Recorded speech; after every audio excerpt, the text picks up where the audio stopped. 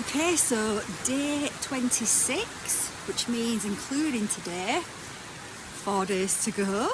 And I'm definitely feeling, yesterday I felt really good after having a few days of finding it quite difficult. And I'm feeling good today as well. It is raining a little bit, but actually looks like it's clearing up, so with any luck it won't be too much of a wet walk, but we will see. So I'm just going to ground in and see what wants to come through for us today.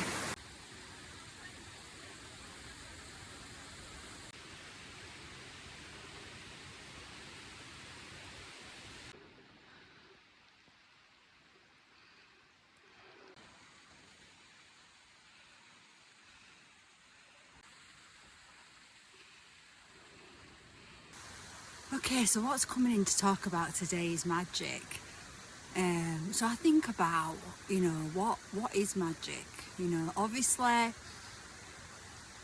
we can think about spells, magic tricks, but I don't see that necessarily as magic. What I actually see as magic is consciousness itself, energy, this intelligent energy that creates everything in this world. And I see spells really as just a way of working with that magic, working with the energy.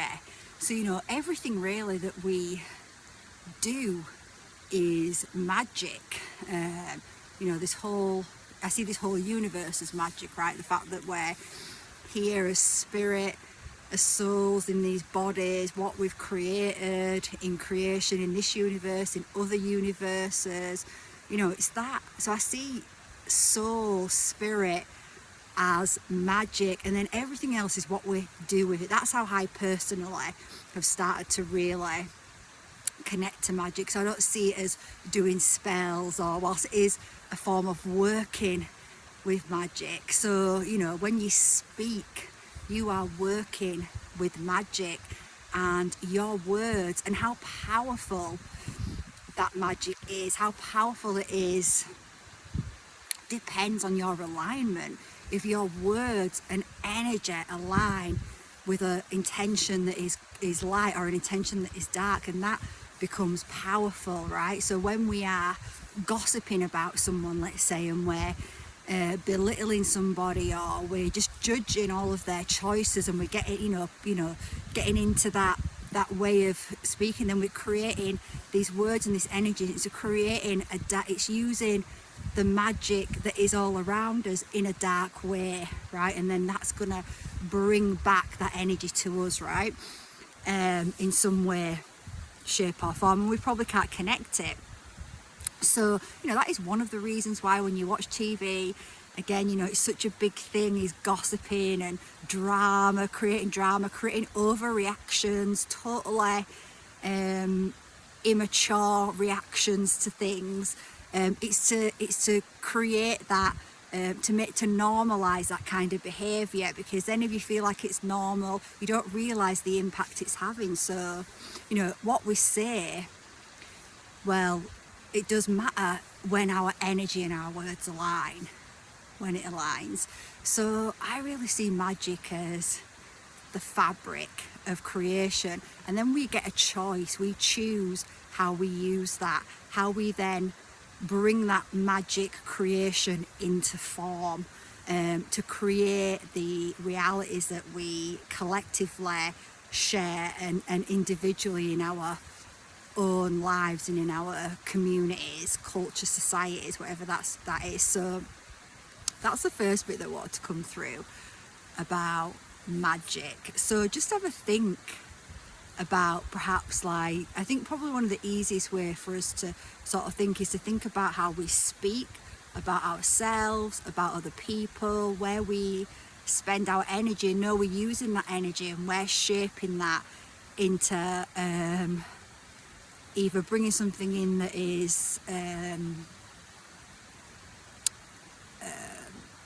desirable, something we probably want to experience, or bringing something in that we don't necessarily want to experience.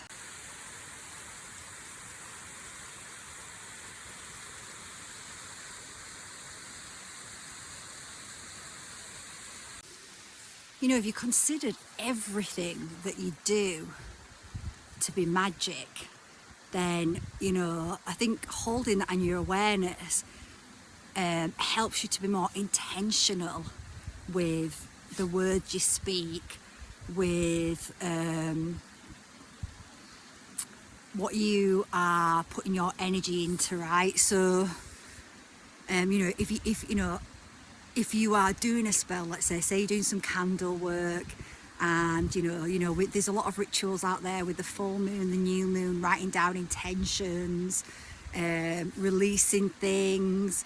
When you do that kind of work, working with fire ceremony, you really think about what you're putting down, what you want to intend to come in. You're focused, you're connecting into it. So imagine if you started to see that everything was magic, because everything is energy, and that energy to me is magical. So everything you're doing is taking the magic and shaping it in some way. So imagine if you considered things like that, how might that impact how you perhaps have conversations with people, have conversations about yourself, or just the actions that you align with and you take, if you hold that concept that everything is magic, but it's just how you are choosing to create form out of that magic.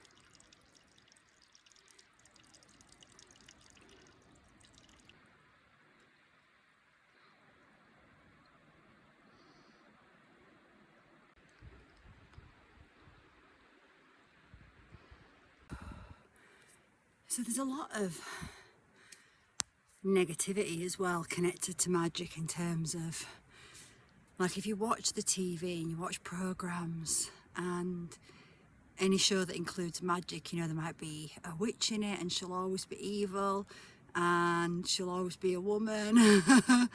The program around the dangerous divine feminine, right? The suppression of the feminine. But also a lot it'll talk about magic and about how magic has a price. Like, this is, Once Upon a Time talks about this. Is other shows that I've watched, and it's always magic has a price. And then we've got the magic shows, the tricks of the mind. So it feels like it's a trick. So it can create this negative feeling when it comes to magic. And also many of us will have had lives, I know I have, in the times of the witch hunts.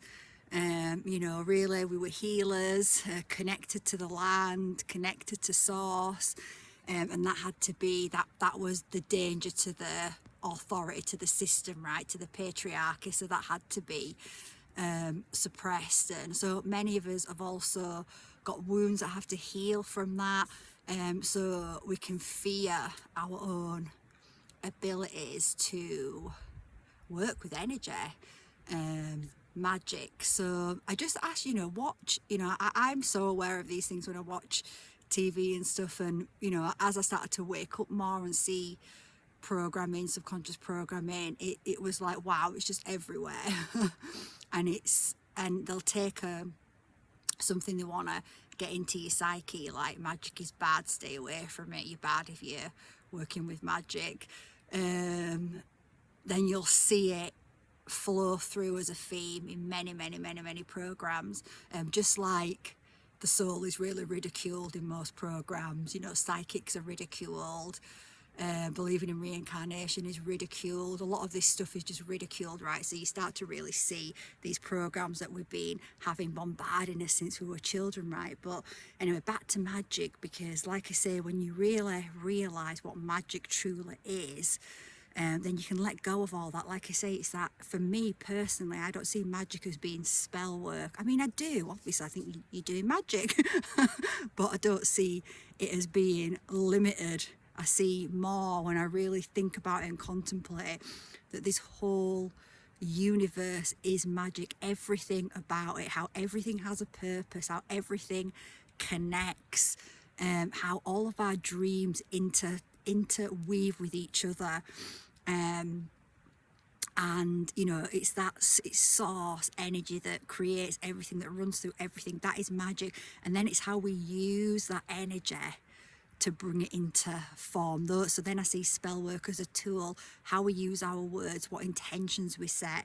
You know, maybe we're doing it with oils and things, and creating, you know, putting intentions into oils. It's how we're using energy, and the energy is the magic. So yeah, so just watch out for that on TV. It's fascinating when you become aware of these kind of stuff, and you just see these kind of programs that are asking us that are trying to keep us away from who we truly are, right? Trying to trigger these subconscious fears and implant things into our brains.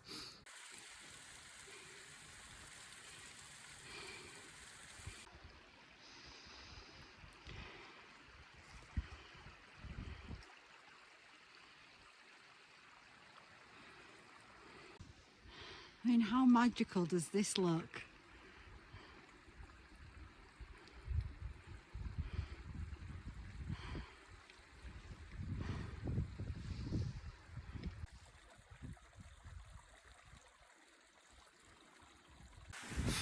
Okay, so as we're talking about magic, the elementals absolutely want to speak.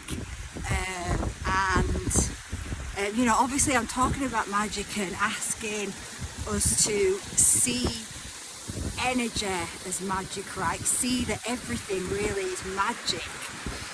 And if we become really conscious of that in our everyday lives, then we can really start to make those small changes intentionally, and that's really going to add up and start to create beautiful magic in our life, you know, taking energy and creating a form that we want. But you know, also we can practice working with energy or magic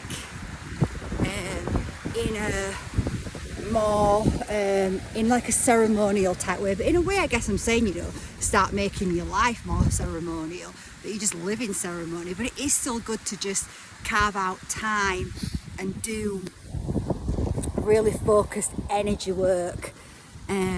It has so many benefits in your life. Obviously, when we're sat and we're intentionally sat and we've carved out some time and we're doing some kind of a ritual or a ceremony, we're increasing that focus, energy, attention, and you know, we're doing some powerful work. So and you know, obviously in our everyday lives, if you've got, you know, kids to look after and school runs and work and stuff like that, it can be a little bit more tricky, right? So it is good to also do focused, you know, see magic work as being something that you do as part of who you are, and you carve out time to sit down and do it whatever way. So the elementals wanted to speak, and just as I was feeling that they wanted to, they were like, well, you've got to talk about the elementals if you're talking about magic. I felt someone behind me and I actually jumped. So I definitely feel like there's some elemental being walking with us right now. But anyway, so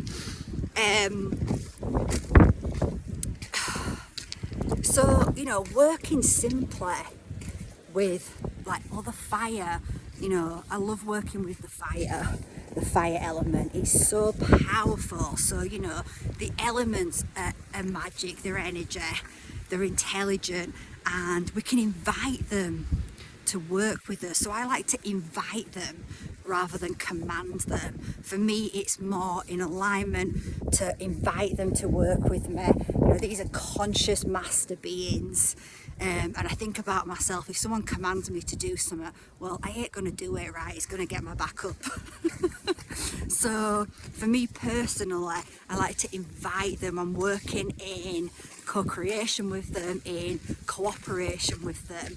I'm working with them like they're a friend, a partner. So you know, you can work with the elements, with the element of fire, and you can do it simply with a candle. Okay, so you can simply light a candle, just look at that candle and say something that you wish. Now I like it to be a bit poetic, a little bit, you know, I like to feel a rhythm to what I say. I don't just want to say it in, hey candle, can you help me do this please? But you can. I like it to be like, you know, so I'll spend a little bit of time connecting to what it is that I'm going to say, and actually that is part of my process. And in doing that, what I'm doing is I'm actually creating more energy around what I'm saying, right? So these words are being charged as I'm thinking about it, connecting to it, creating this poetic invitation. Then I'm already starting to connect into the magic. So you can, you know, so since we're talking about magic and we're talking about, and I'm saying to you, you know, there'll be places in our everyday life where we are using magic energy in a way that's not really serving us, that is actually creating experiences and things that we don't actually want to experience. And there'll be ways that we use it that is creating experiences we want to create. So you might not be fully conscious of those areas where you're using magic energy in a way that's not really supporting you. So you might want to become more conscious of that. You might want to set an intention to be able to be, for that to be illuminated to you, for you to be able to see those places, spaces in your life, so that then you can make little adjustments, right, and start to work with magic in those places in a new way, through new intentions, through new actions. So you could light a candle. Think about a little invitation, like, so one that was coming in for me just then was,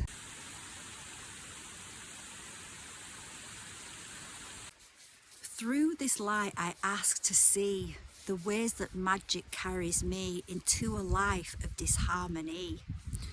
So it's pretty simple. That was just a really quick, simple one that was coming through, where you could light a candle, say that, and perhaps do it a couple of times, like 3 nights in a row or something, or perhaps continue to do it until you see that being illuminated to you in your life. And you can just thank the flame as well afterwards. You can just say thank you, thank you, thank you, so it is. You know, you could say something like that at the end of it. So it's a really simple one, or you can create one yourself, and then just continue to light that candle each night, say that little invitation, and just see how you start to become more aware of places in your life where in every day you're using your magic, your energy to create a life of disharmony, and then you can start to, you know, change that. And if you're not sure how to change it, you can create another invitation to the candlelight, or you could do something with the fire. And you know, I love working with a fire as well. It's so powerful.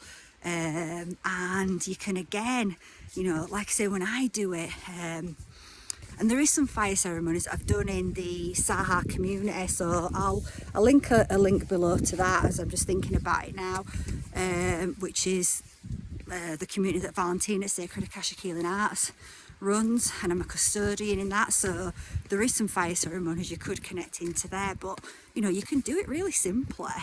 You know, if you've got a beautiful log fire, again, it's like carving out some time for yourself, sitting and creating you know, some intentions, some little invitations where you're asking the fire to help you to release anything that's in resistance of bringing harmony into your life. You know, you just have to really sit and spend a little bit of time, because like I'm saying, that time is worth it, because that's focused energy work, that's really focusing with intention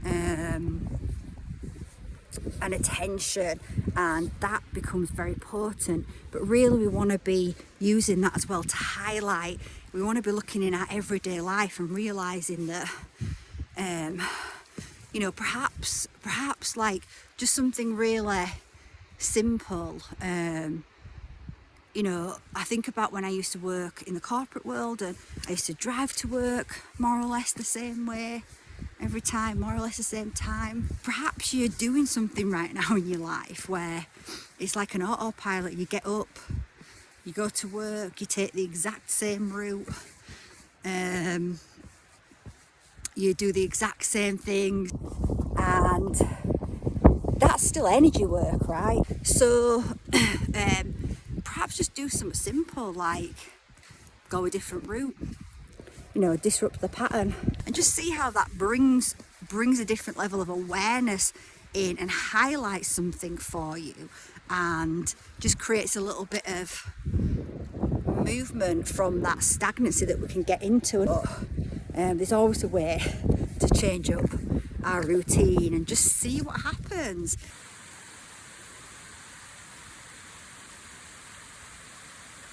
We can do big magic and work really massively with energy, and you know, it's great to do ceremony and stuff, and I do that and I love it, but what we're doing in our everyday lives, well, that matters too. When I worked again in the corporate world as managers, you know, people used to have to be in at 9 o'clock at the desk, and you know, it did mean people are setting off at a certain time, people are stuck in traffic, and you know, as managers, you know, a couple of us in our finance side, we came together and we changed that, and you know, we decided that there were so many benefits to having flexi time, and it had a huge impact on everybody. I was just guided to share that because again, it's looking in our life, where can we use our magic, our energy? We might be in a place where what we've created with our magic we don't really like anymore. Like when I realised in the corporate world, I was like, I can't do this anymore, I'm done. There were steps I had to take. I had to start working with my energy in a new way. I had to start working with my magic in new ways so that I could start pivoting and changing. So perhaps you do that candle magic, and you, or perhaps you already know where in your life you're using your magic in a way that you don't really want to continue with. But you know that it's still a process of moving out of that. There's always ways that you can make things more enjoyable. You know, when I was transitioning, and sometimes it was really hard, but most of it I enjoyed most of the time because it brought in this new energy. I was expanding and growing. I was taking back my power from my work. So, you know, transition doesn't have to be difficult. We can find ways to make it engaging.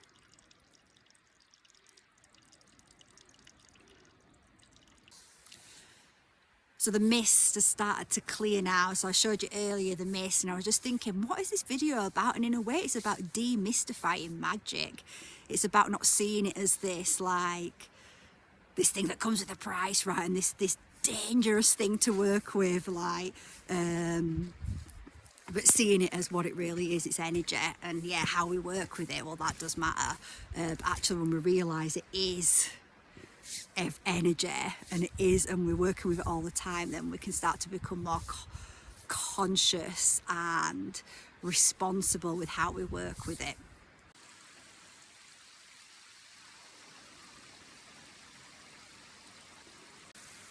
So just another little message was coming in as I just came around the corner and looked at the lock, and I've seen this lock every day for the last 25 days, but it was just like, whoa, I was like, whoa, look at that. You'll have seen it just before I talk about this. Just something about it really hit me today. And, you know, and again, it's reminding me, you know, we kind of, in a way, lost our ability to see the magic that is all around us, right? To see the magic, the beauty, the interconnectedness that is all around us. And really, truly, when we can start to see that, we're really starting to awaken. And you know, I was thinking about this when I was walking up, and I wasn't sure whether I'd share it because I was trying to think, is it something for me to share? Not because I'm worried about sharing it, because I'm not. It's just more, I want these messages to really inspire, add value to your life if you're plugging into them. So, but it was about, you know, I remember, it goes with this message, obviously it needed to come through right now, when I was a teenager, like 13, 14, and I started taking LSD, and you know, it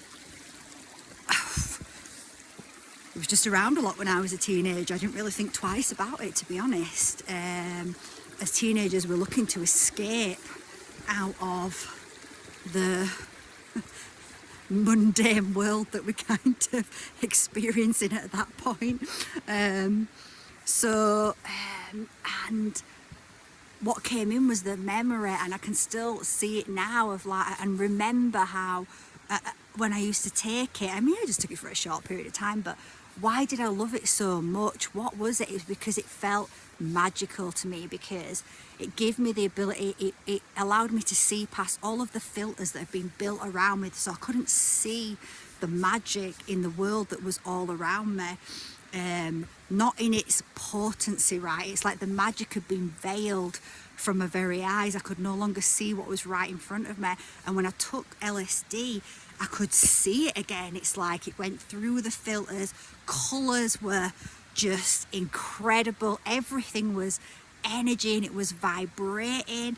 And I was just in awe at everything. It was just like, you know, I actually remember, and this sounds really bad, what I'm about to say.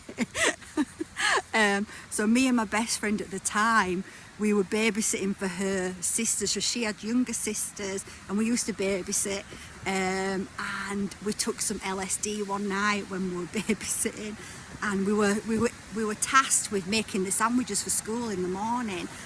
And we literally spent 3 hours like looking at the tins in the cupboard and just like laughing, being in awe. It was insane. Like, we were just like, holy shit, look at these. It was just like, and it wasn't an hallucination.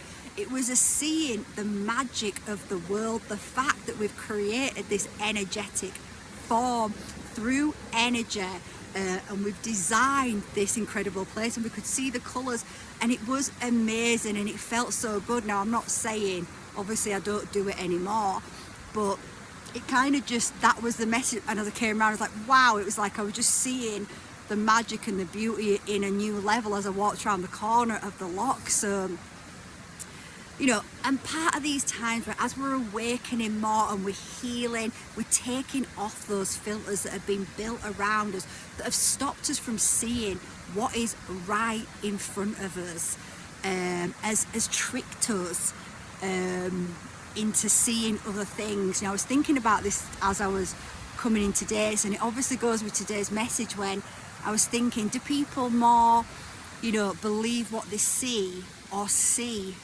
what they believe? And you know, obviously it's both, right? But really, if you think about it, as a child, you are believing, and then you're seeing what you believe, mostly because we're gifted, one could say, or we inherit, we're given a lot of our beliefs, and we might not see or know the truth of it before we believe something, because we just told it over and over again. So, you know, perhaps as a child you're told over and over again, you're not good enough, and you then believe that, right? But it's not something you saw in yourself, that somebody kept telling it you, and eventually you believe that to be true. So often what we see is what we believe, and we just, rather than seeing what is right in front of us. So yeah, those filters are going to start to be coming down a lot for more people, and people are going to be seeing that magic is you. You are magic. Everything is magic. Magic is all around us, and we are interacting with it every single day. And as we become more conscious of that, we can work with it in a way that serves our highest good. Yeah.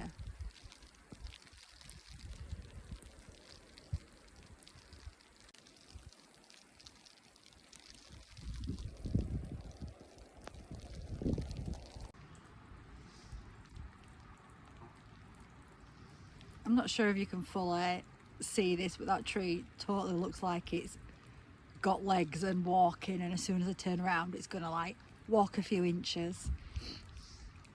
So that is the end of day 26.